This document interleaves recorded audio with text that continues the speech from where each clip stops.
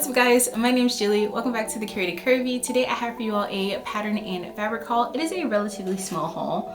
I guess relative is in the eye of the beholder. To me, it's a relatively small haul. To you, it may not be. I have some fabrics that I picked up to sew up some things for the remainder of summer, as well as some things that I picked up definitely with fall and winter in mind. So without further ado, let's get into it.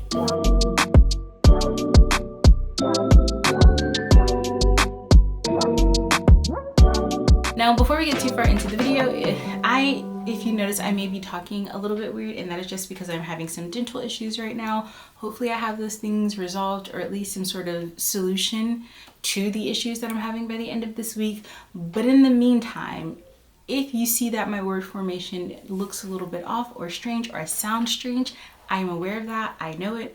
I am doing my best to fix it. It is a very uncomfortable experience if you've ever had dental issues, but like I said, hopefully it'll be worked out within the week. Now, I have recently been in the fabric stores a little bit more than I would like to be, just because I've been pattern testing for a couple of designers, and those tests have either called for lengths of fabric that I don't have or types of fabric that I don't have. And whenever I go into the fabric store, I usually tell myself, you know, I'm just gonna have a look, and then a look turns into a purchase, and a purchase turns into two little stacks of fabric that one would question whether or not we even need it to begin with. I am going to start with the fabrics that I have picked up with the remainder of summer in mind, and then I'll show you what I got for winter as well as the patterns, because all of the patterns that I have are definitely more fall winter themed.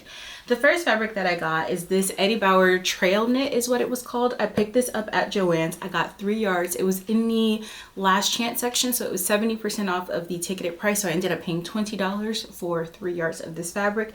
And the thing that most drew me to it was the type of knit fabric that it is.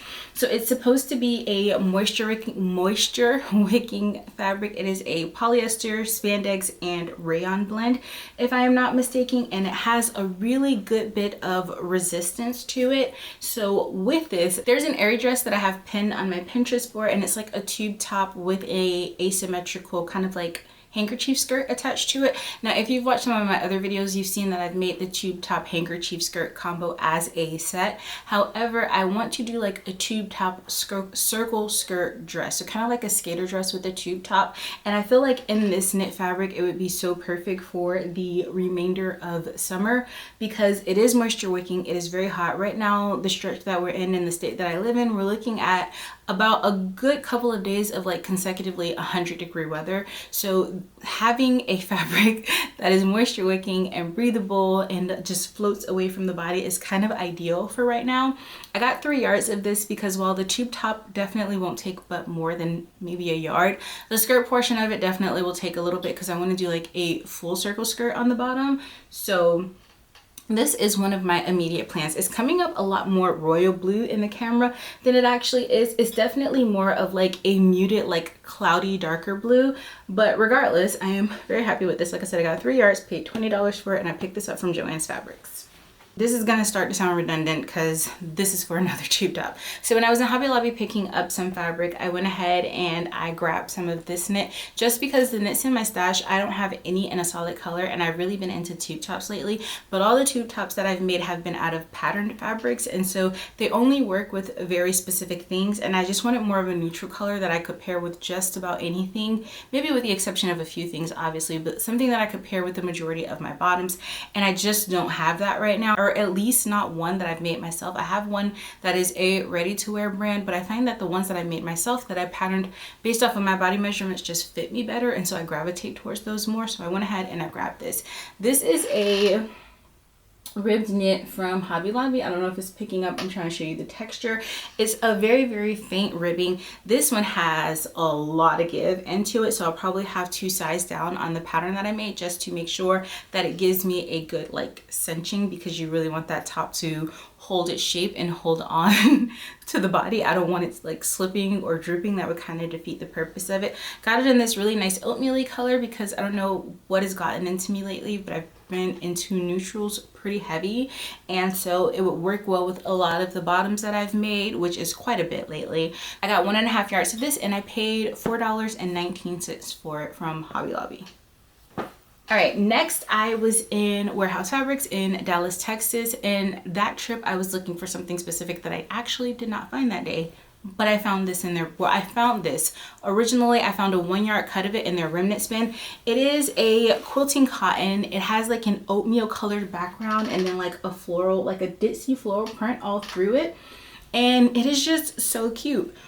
One of the reasons that I gravitated towards it is because I never see fabrics like this at the warehouse fabrics. Their floral prints usually aren't as whimsical as this one, and I do love a little bit of whimsy. Now, when I came home and looked at it, if I'm being honest, I think this was more of an impulse purchase. Like, I'm trying to move away from like the overtly girly aesthetic, and this definitely gives overtly girly. However, I have a shirt dress that I made from a Vogue pattern, and I did it in literally what is the fabric that would be used for a baby's blanket, and the structure of that pattern paired with the whimsicalness of the fabric really worked well. So I'm thinking with this fabric that I would do something along those lines, where I will definitely go for something more structured, more tailored to tone down the whimsy of the garment. Like when I brought it home, I was thinking I would do the daisy frock, which is a pattern that was just released by Lydia Naomi, but I think pairing the daisy frock with this would just be antithetical to everything that I say I want to do in my wardrobe right now.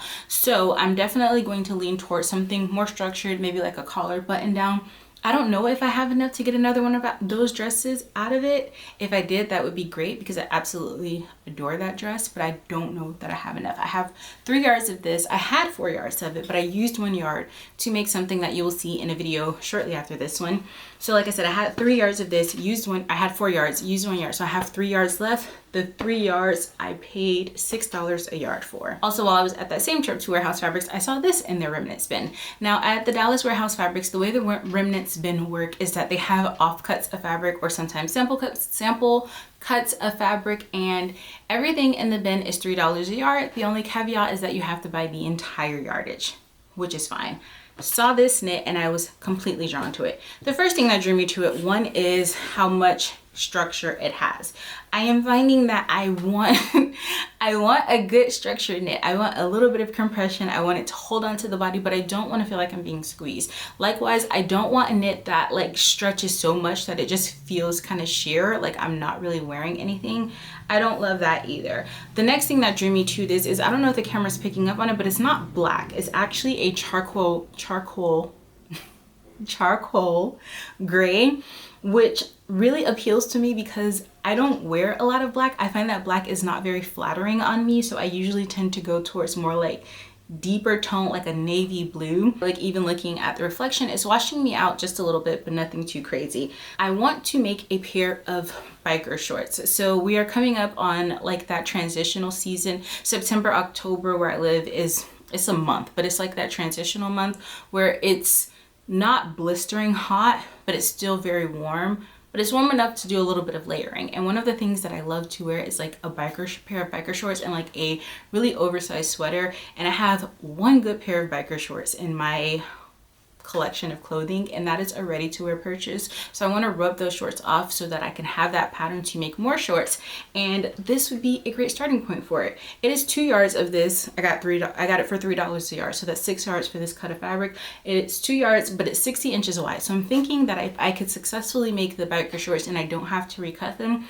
I could also get like a Lola tank out of this and then have like a little t-shirt to wear underneath my sweaters as the weather drops in temperature. So that was my thought behind this purchase. All right, now we are getting into the patterns and the things that I bought with fall in mind. I am so excited for fall. I find that I really don't sew as much for fall as I sew for summer, and I think just because, like, I don't know, with summer the days are longer, I'm home longer, I have the luxury of having my kids here, so I don't have to really leave much, and so I find that I just have more time to create during the summer than I do during the fall, where the days are shorter, the kids are in school, activities are in full swing. So it's just a different time of year. So the first pattern that I want to show you is Vogue 2056. And this is a skirt suit pattern, excuse me. And I got this pattern because the silhouette is very reminiscent of the silhouettes that were recently featured on the Michael Kors Fall Winter 2024-2025 runway show. I will pop a picture up so that you can see them like side by side and see what I mean. But yeah, it's very reminiscent of that, and I am just like so incredibly drawn to the silhouette. I have no idea where I'd be wearing a skirt suit, maybe to like church or something. Slit's a little bit high to wear to church, so We'll see. But regardless of anything, I am very interested in it. Beyond that, I think that if you pull these pieces apart and you look at them individually, you could still get a lot out of them. Like this blazer would be really cool over a wide leg pair of jeans, even over like a slim pair of jeans, like a pair of skinny jeans, which I know are like trashed now, but I still have my skinny jeans.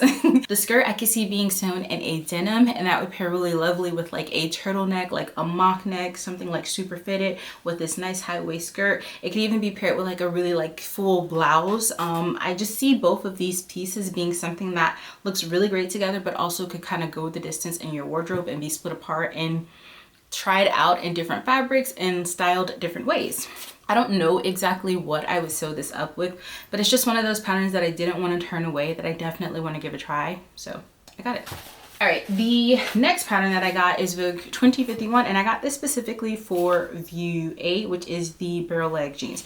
Now it says View A and View B is a barrel leg jean, but if you look at the line draw, or if you look at the images, View B doesn't really look like a barrel leg jean, but says that it is. Maybe it's just not fitted as well as View A, or maybe it's just in more of a slouchy fabric, so it's not giving you what View A is giving you. But as for View A, I really wanted it for the barrel leg jean. The barrel legs have come back around, courtesy of Free People, and those jeans are notoriously sold out, so I would love to try my hand at making one.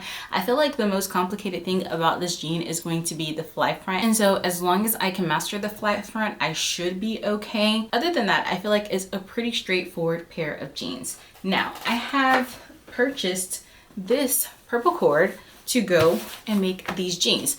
Originally when I purchased this cord, I was thinking I would do some sort of mini skirt, like a corduroy mini skirt. However, I find that I tend not to wear mini skirts. I wear skirts, but they need to be long. So I'm scratching that idea, and I'm gonna go ahead and I'm gonna attempt to make it with these jeans. I think this would just be such a fun piece to have in my wardrobe. This corduroy I picked up at Hobby Lobby when I got when I got that knit fabric that I showed you a few purchases back. It was also on clearance. I had originally seen this in Hobby Lobby last fall, and even when it was on sale, I felt like the price was too high. If you don't know, literally every other week Hobby Lobby's fabric goes on sale for 40% off. But even at 40% off, I felt like it was too high and I could find it somewhere else in a more affordable price. Never found it anywhere else in a more affordable price, but recently when I was in Hobby Lobby, I always look at their clearance section for fabrics, and I saw that it was on clearance, and on clearance I could definitely afford it. So I picked up 3 yards and I paid $20 for 3 yards. This pattern requires 2 5/8 of a yard, so I'm gonna use just about all of this fabric for this pattern, which is perfectly fine. I think that would just be such a nice pairing for the fall, and I think I could even get some wear out of it and like the spring months as well. Okay, next I have Simplicity 3010. I literally bought this because I was influenced. If you are on Instagram, there is the Instagram account Bring Sewing Back, I think that's what it's called, and she's sewn at least 3 of these sets by now, and after seeing like 3 posts of hers, I was like, okay, I'm just gonna buy it. Do I have similar pieces to these 3 in my stash already? Yes. Could I have pulled out those individual patterns and mixed and matched to get this? Absolutely. Did I still purchase the pattern? Obviously I did. What I'm most interested in with this pattern is the top and the cardigan. Not so much the skirt. The skirt, the silhouette, I know automatically does not suit me. If I'm going to wear a skirt, I don't want it to like be so fitted all the way down my leg. So what I would do if I were to sew this skirt is I'm just gonna slash and spread it and create some fullness in the bottom of the skirt, because that's just how I like my skirts to fit. But I love the top. I don't have a top quite like this in my stash, and I'm really interested to see how the top was constructed. And the cardigan, I tend to wear cropped cardigans. I have a cardigan pattern that I've self-drafted that is the cardigan that I basically exclusively wear when I'm wearing a cardigan. However, this big oversized cozy cardigan just kind of like calls to me, so I want to try it. Now when I picked this up, I walked over to the clearance section in Joann's and I saw that they had this fabric. And I feel like, if you can see, these 2 are basically, let me see, let me get you in the camera. They're like a dead ringer for each other. Like, I almost wonder, is this the fabric that she used? It's so incredibly close to the fabric, but it's just this really, really soft knit fabric. It was in the last chance section, so it was 50% off. I believe I got this another 3 yards for $20. Actually, let me check the receipt. Let's see.